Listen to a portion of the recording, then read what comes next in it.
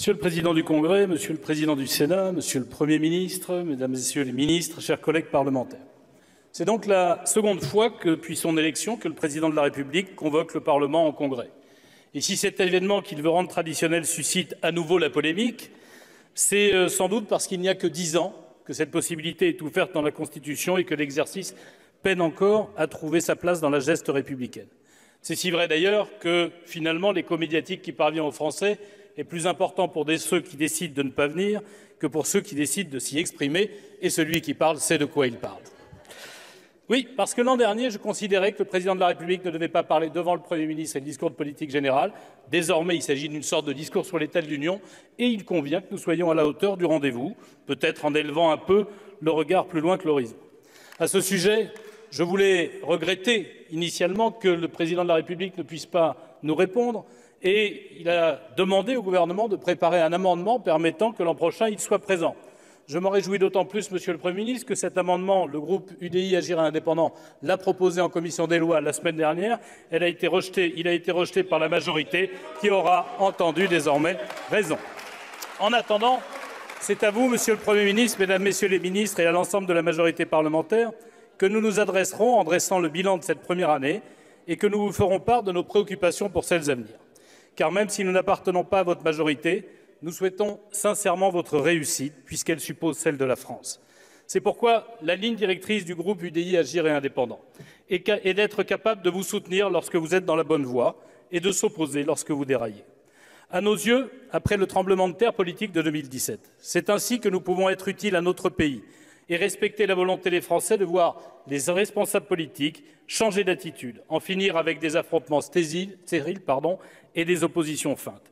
En somme, nous pensons que les Français attendent de nous de jouer la politique en vrai, de juger votre action au cas par cas, comme ils le font eux-mêmes chaque jour. Nous savons bien que cela n'entre pas dans les cases du business médiatique pour lequel chacun est censé jouer un rôle convenu d'avance, du soutien aveugle ou d'opposant à tout. Mais peu nous importe. Pour nous, le débat démocratique doit avoir pour but d'élever le degré de conscience civique des citoyens, pas de répondre aux objurgations des réseaux sociaux ni aux injonctions d'une information si permanente qu'elle confond l'accessoire, élevé au rang d'événement, et l'essentiel, ravalé au niveau de l'anecdote.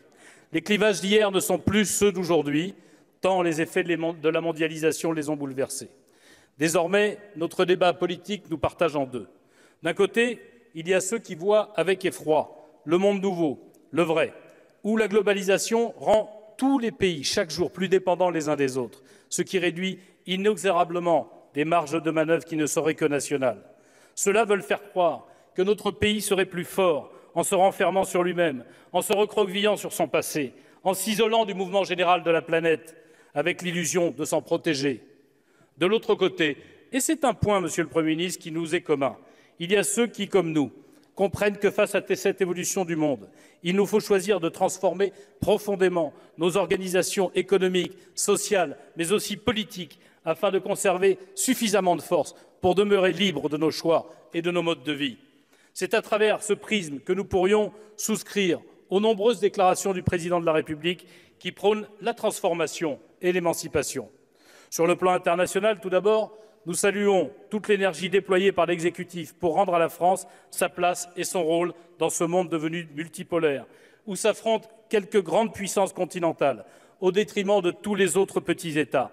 C'est là que réside le défi majeur qu'est l'Europe, le seul échelon qui, à condition qu'il se fédère, est en mesure de défendre efficacement les intérêts nationaux des pays qui la composent pour peser face aux grands pays du monde et même face à ces énormes multinationales nées des nouvelles technologies et dont la puissance dépasse celle de nombreux États.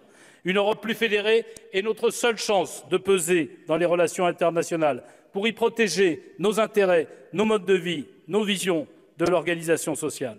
Aussi, si nous soutenons l'engagement pro-européen du Président de la République, nous vous invitons à aller plus loin en proposant de fédérer au niveau européen des compétences pour lesquelles, en vérité, les politiques nationales montrent chaque jour leur inefficacité. C'est le cas de la protection de nos frontières, de l'immigration, de nos stratégies industrielles et de recherche, de la lutte contre le terrorisme et les grands trafics, de notre défense qui doit devenir moins dépendante des États-Unis, de la transformation énergétique qui pourrait accroître notre indépendance collective, ou encore du développement de l'Afrique, et j'ai été heureux d'entendre le président de la République mentionner cet enjeu majeur, car nous sommes les seuls voisins de l'Afrique, et si elle se va mal, c'est nous qui souffrirons les premiers.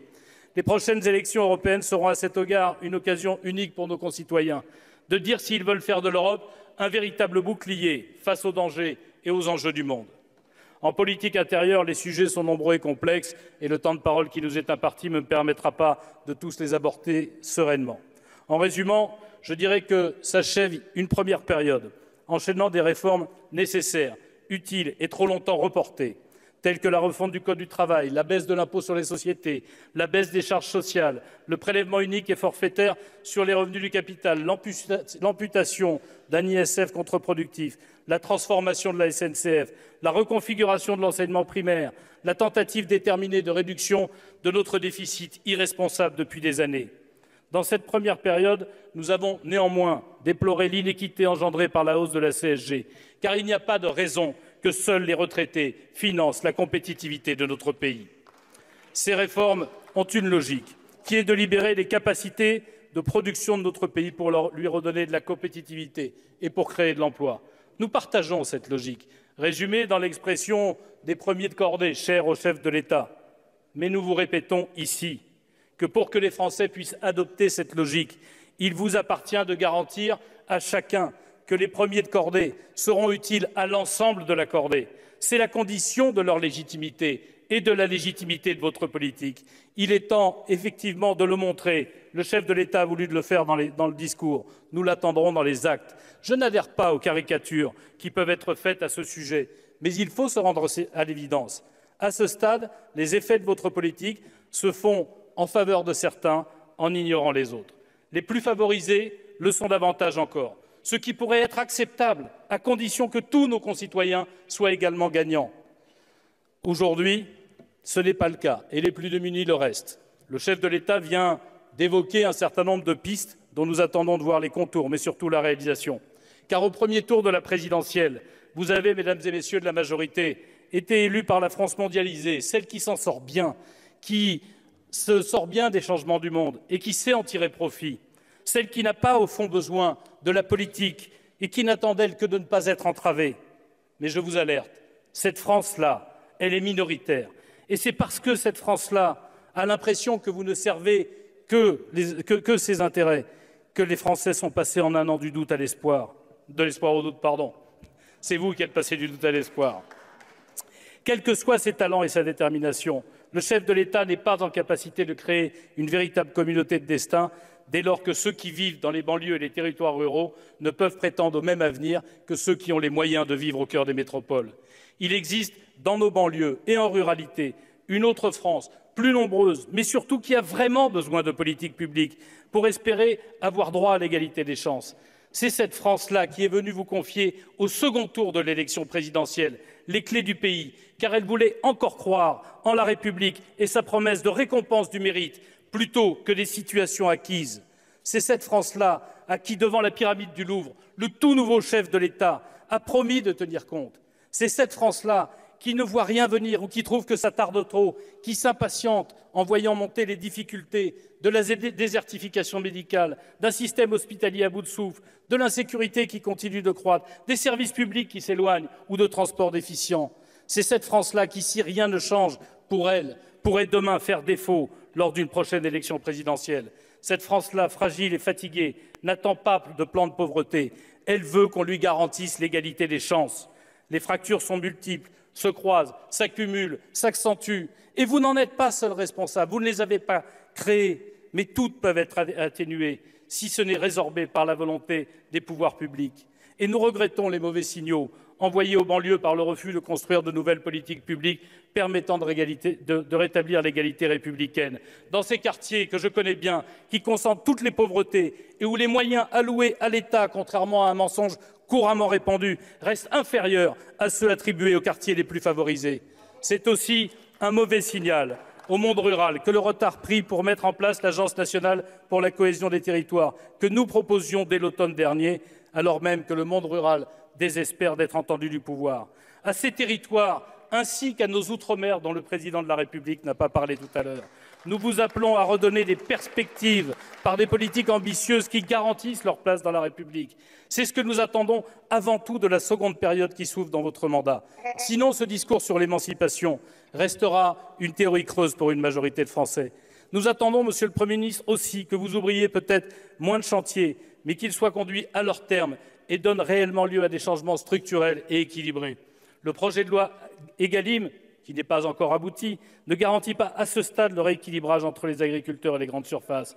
La réforme des APL ne s'est jusqu'alors traduite que par l'appauvrissement des bailleurs sociaux, alors qu'elle est nécessaire, mais sans doute en allant plus loin et de façon plus structurelle. Et le projet sur la formation professionnelle mériterait de mieux équilibrer les responsabilités entre le patronat et les régions. Pourtant, pour tenter d'aller vite, vous vous êtes affranchis des partenaires qui nous semblent indispensables pour véritablement transformer notre pays. Sous couvert de consultation, dépourvue in fine de toute influence, vous avez mené une politique souvent trop solitaire. Là guette le pire risque de toute majorité, surtout quand elle est absolue, celui de n'écouter qu'elle, de s'enfermer dans sa logique au lieu d'entendre les différences pour mieux entraîner le pays vers sa transformation, celui finalement de prendre toute réflexion, interrogation, alerte ou proposition, comme celle que nous formulions à cette tribune, comme une critique au lieu d'en faire son miel pour corriger la trajectoire et mieux réussir. Dans trop de cas, on a tendance à décider, et vous n'êtes pas le premier pouvoir à le faire, depuis Paris, depuis les ministères, sans considération du tissu associatif, des élus locaux, des corps intermédiaires ou des parlementaires, que pourtant le président de la République, à cette tribune, vient de nous dire vouloir associer à son action. Tous vous sont indispensables pour faire réussir la France. Écoutez-les, entendez-les, car au fond, nous servons tous le même idéal. Nous avons chacun notre part à apporter à cette ambition collective, celle qui doit permettre à l'ensemble de nos concitoyens de s'épanouir, de s'émanciper, quelle que soit leur position initiale dans le système social et leur lieu de vie, celle qui doit permettre à la France de peser dans l'Europe et à l'Europe de peser dans le monde, fort de notre histoire et de nos valeurs. Monsieur le Premier ministre, Mesdames et Messieurs les membres du gouvernement, ce serait là votre plus grande réussite, la seule qui compterait finalement.